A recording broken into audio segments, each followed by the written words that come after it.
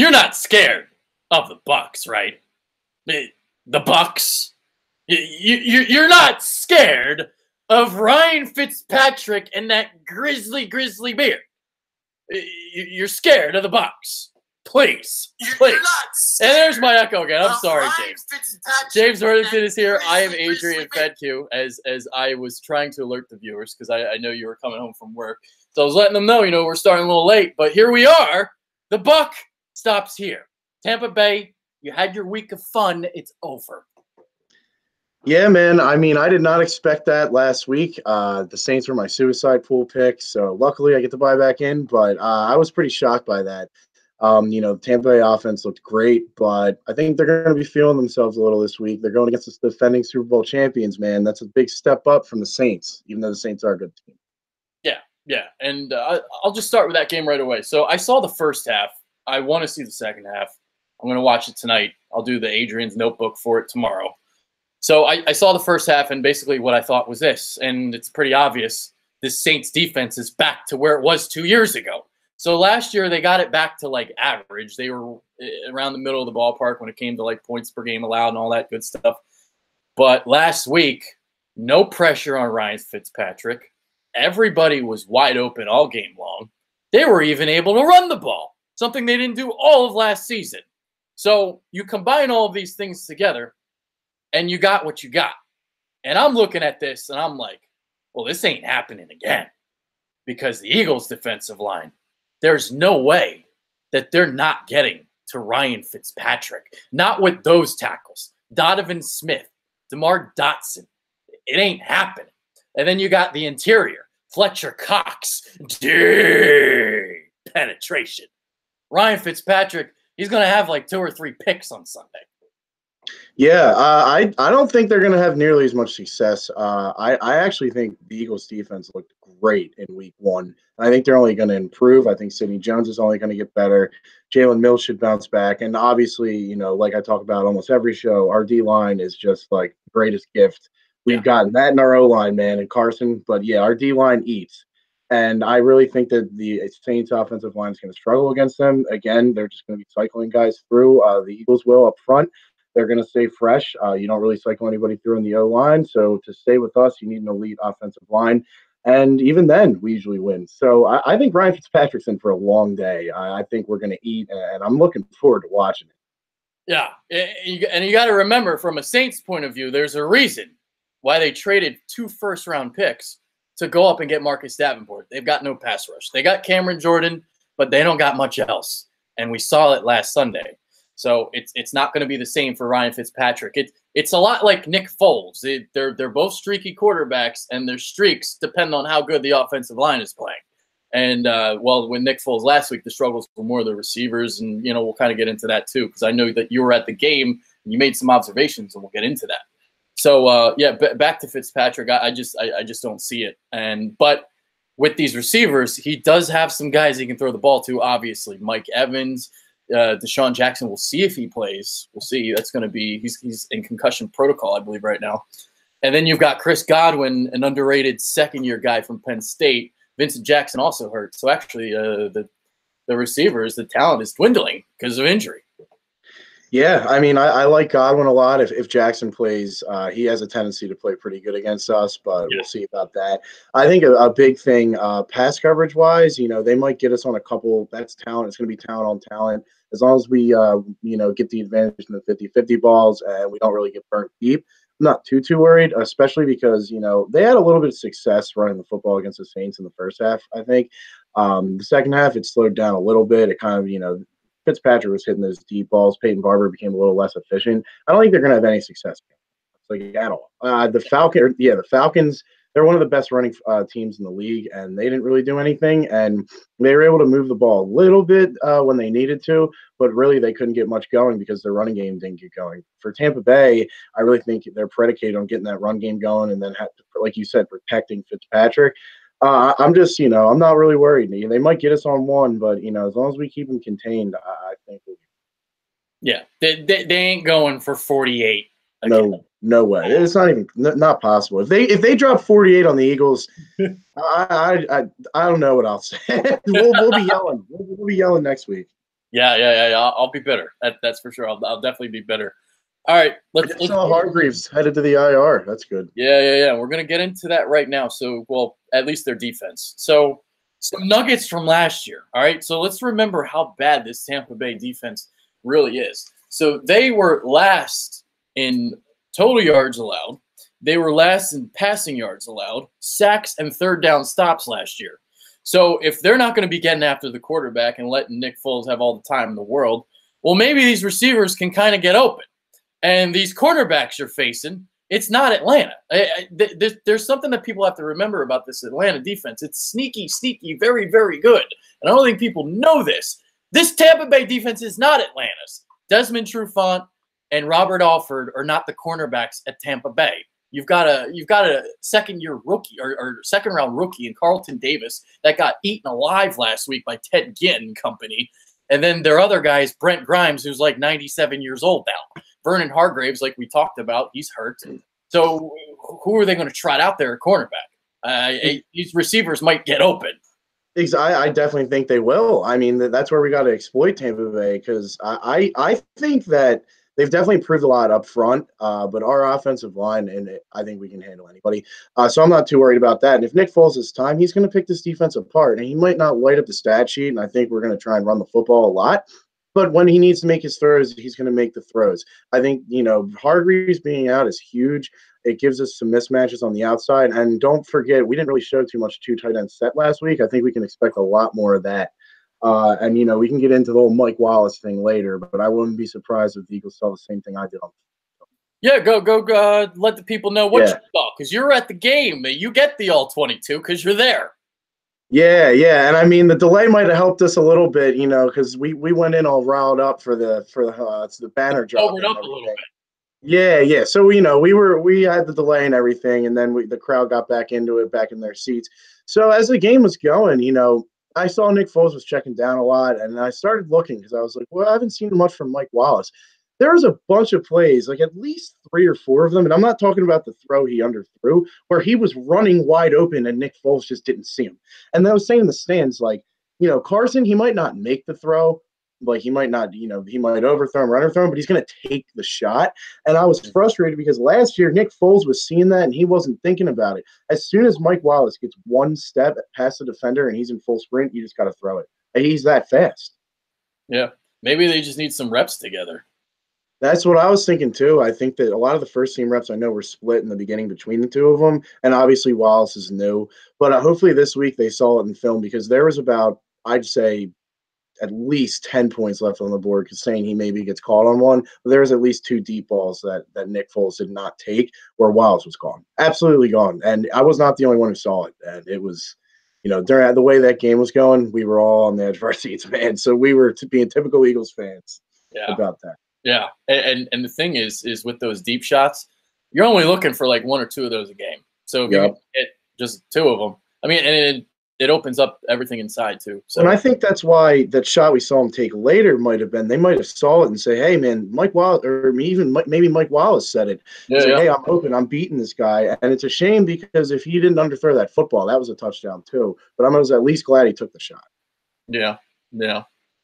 All right, let's get into Nick Foles now. Obviously, was named the starter today. So Carson Wentz still not cleared. There's the reports today, as they are ever changing each and every day. It sounds like next week maybe Carson Wentz and Alshon Jeffrey will be on the field at the same time, making their debut. Fingers crossed about that one. I think it'll be week 3 for both of them as well.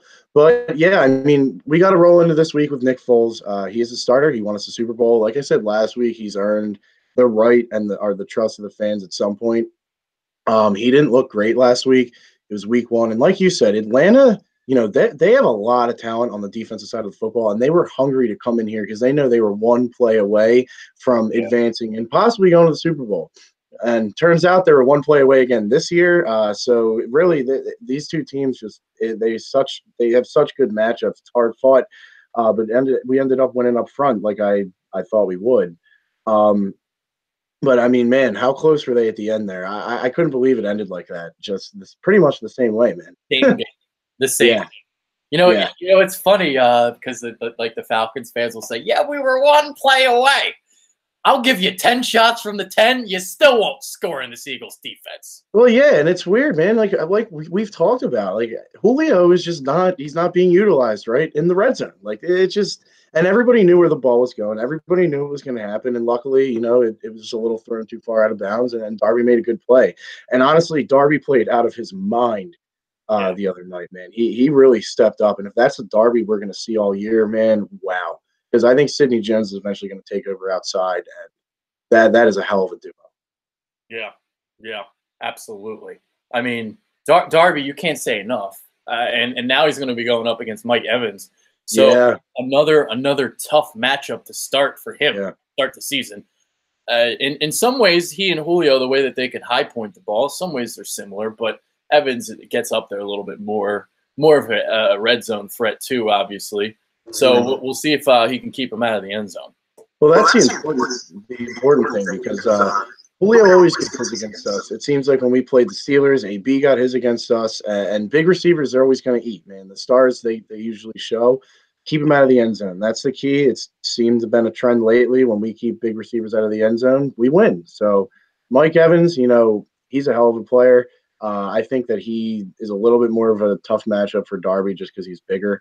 Julio is big, but he's not 6'5". So we'll see.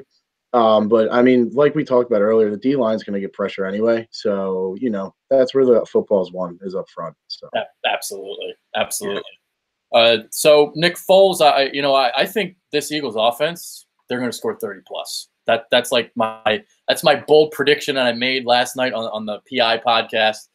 And Sean was like, "Really, 30 plus?" I'm like, "Hey, listen. That Atlanta defense is really, really good.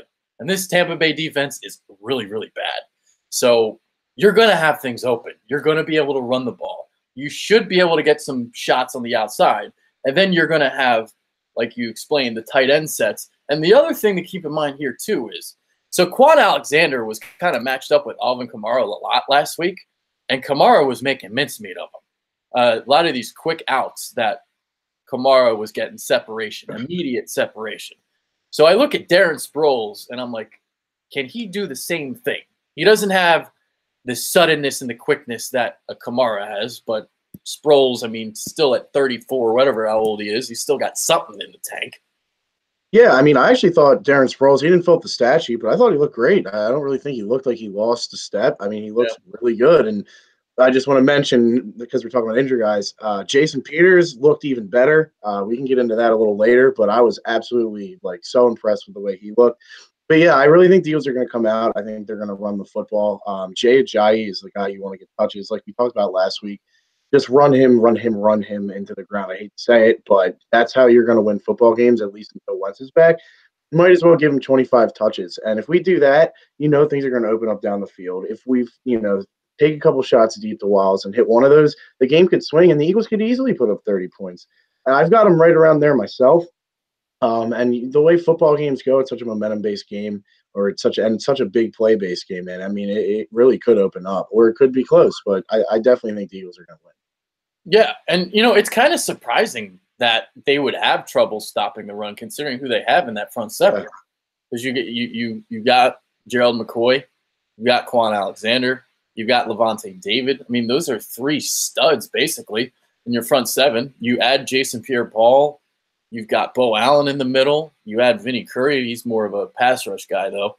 So there's talent there, but they're just not stopping anybody. Well, I would say last week they did a decent job at stopping the run. But then again, it's the Saints that without Mark Ingram, they could run the ball last year, but Alvin Kamara, I mean, he had a lot of big play runs that really padded his stat sheet. And I thought he would come back down to earth a little bit running wise, but the Eagles are one of, if not the best running football team in the league, and we do have the best offensive line in the league.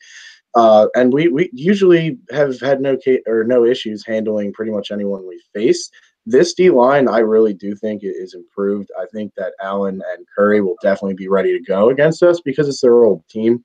And David and Quan Alexander inside are definitely threats. But, I mean, call me biased, man, but our run blocking is just, it's second to none. So I'm not really afraid of anybody. I think the Eagles are going to dictate this game and do what they want to do. Yeah, no, you're right. The best run blocking offensive line in the league. I mean, it's like not even close now because Dallas is dealing with injuries Yeah. the last 2 years. It ain't the Yeah, same line. I totally agree. I mean, you could maybe mention Pittsburgh, but you look, they ran the ball well, but they had a lot of penalties. I mean, another thing about the first week of games, everybody's sloppy, and Oh, that can it's like this cause. the first month. Like Yeah. the first Well, then, September has become the new preseason. yeah, it's crazy because nobody wants to get hurt in the preseason, man. So everybody comes out, they've hardly played, hardly practiced and hit, and they are rusty. So I think the better teams will get into regular season form quicker. That's why I think this offense is going to come out and they're going to be purring a little more because I think Doug Peterson was a little upset with how they played. He's got a little bit more of swagger and a little bit more ego to him now, which I Love appreciate. it. Yeah, I love it because he's I coming into love himself. He's coming into himself. And the more you come into yourself, the more confidence you have, man. And I think that they're going to come out and they're going to look a lot better for sure. I'll give you an example of myself and how my confidence has improved over the years. So, like, here's maybe Doug felt a little bit of this even too. So, I started at a place called the Sports Network, and I was a writer there. And I remember when I first started there, coming out of college, I'm like, all right, this is going to be the first time in my life that everybody here is going to know just as much as I do. And then I walked into that place and I covered my first Super Bowl 3 months later. So I found out really, really quick just how smart I was. And then that happened with unfortunately, it got bought out. The company got bought out. So then I go to Philly Influencer, and I'm at Philly Influencer now. I'm like, all right, Sean Brace, he's been on the radio. Tony Cotillo is awesome. Some of these guys that are at PI, and I mean, I'm hanging with all of them. And you could even make the argument that I might even be smarter than them. Whatever. So the confidence grows. Confidence grows with experience and success. And right now, I mean, I'm on top of the world. So there you go. That's how Doug Peterson is feeling right now. I mean, and rightfully so. And with how quick he rose through the ranks, I think he was kind of right to be a little humbled, I'd say, for lack of a better word. I think he was just humbled by it. He said I think he knew what he was doing, but I think it was a learning experience for him. And, good leaders, they learn from their mistakes. And that was one of the big things we talked about that I was so impressed that Doug and Carson were doing last year. Yeah. Now, I mean, Dougie P, man, he's got the ring. He basically showed out. He's changed the NFL. More people are going for it on fourth down. I mean, he just ran the Philly Special 2.0, which really, like we talked about after, is he just stole from New England, and I love that he said that, and it was successful. And one of the reasons he said it was to jumpstart the team. To have that good of a pulse on your football team, that's one of the most underrated things about a coach. That it's really hard to quantify. It's really hard to put your finger on it. Besides when you watch the games and you watch every play and see the play calling. And that's one of the most impressive things that I've noticed with Doug Peterson is just how in tune he is to this team. Yeah. And every second half, he makes all the adjustments. That's what he does.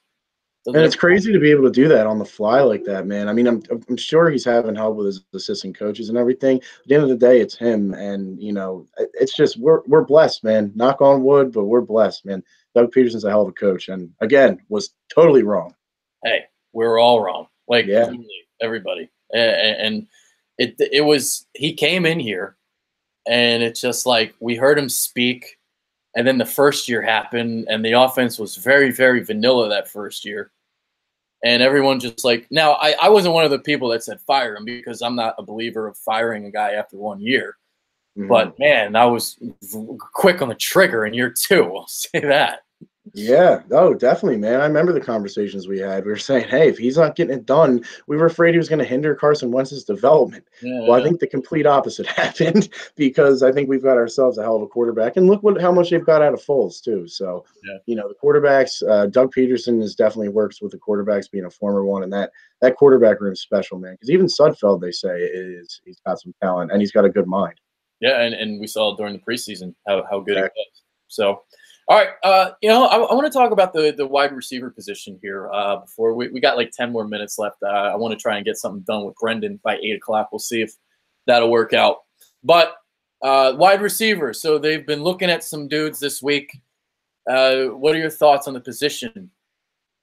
I think the position, once we're fully healthy, is fine. I do like that we're working out Rashad Perriman just because of the size speed combination. It's a Joe Douglas draft pick. I do like that. But I mean, ultimately, yeah, I like the receivers. I mean, once Alshon's back, I like Wallace. I think he's a huge upgrade over Torrey Smith. Aguilar is going to be fine. I know that Hollins is on the IR, so it's Gibson and it's what's his name, the undrafted, what's his name, the undrafted free agent. Yeah. So he's decent. He actually played a lot more than I would have liked last week, but you know You're what? not kidding about that. Yeah, they gave him some opportunities. We won the game. I don't mind them. Work out whoever. If you see some raw talent there, you can practice squad them and develop them because I think we have one of the best developmental coaching staffs in the league now too.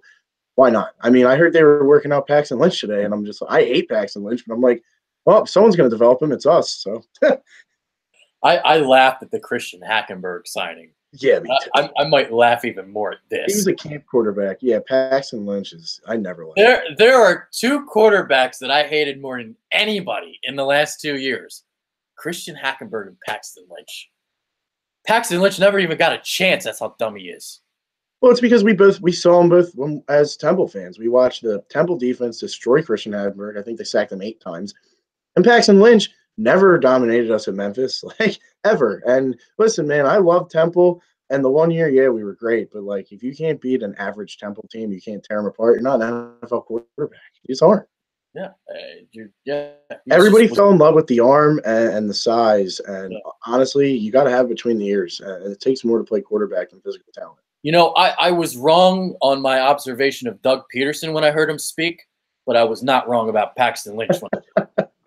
Yeah, I mean, hey, man, honestly, from knowing you for this long, you're not wrong too often. So yeah, and everybody was wrong about Doug Peterson. So. That's true. That's true.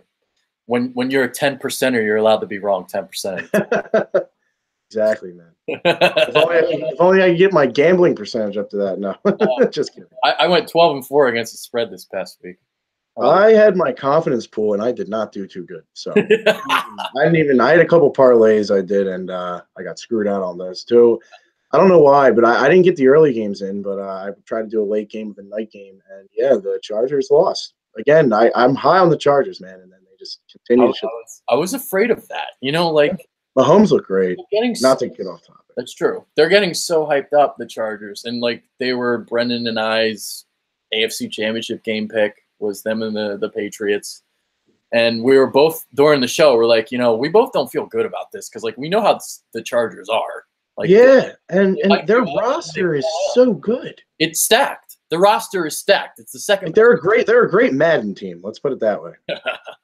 But that's it's a great IR team too. Yeah.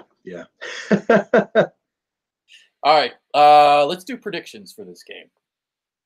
All right. So I've been a little back and forth with the score. Again, like I said, football scores to me are just so volatile because of the way the game goes. I think it's easy to pick the winner.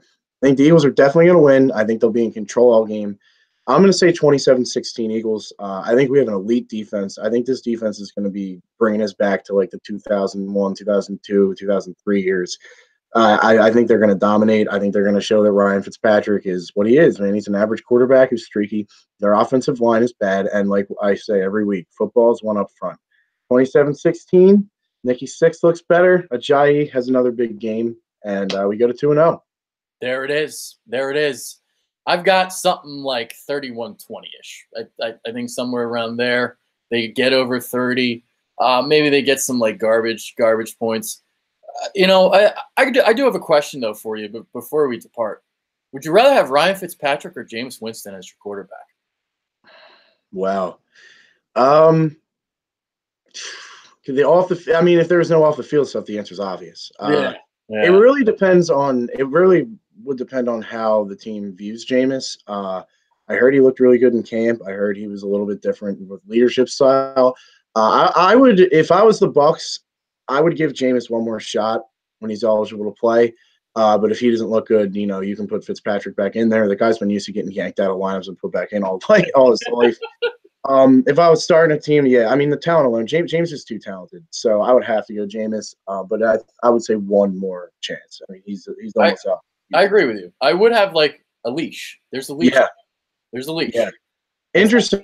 Are we both got the Birds by 11? So those out there paying attention, go bet the Eagles with the points.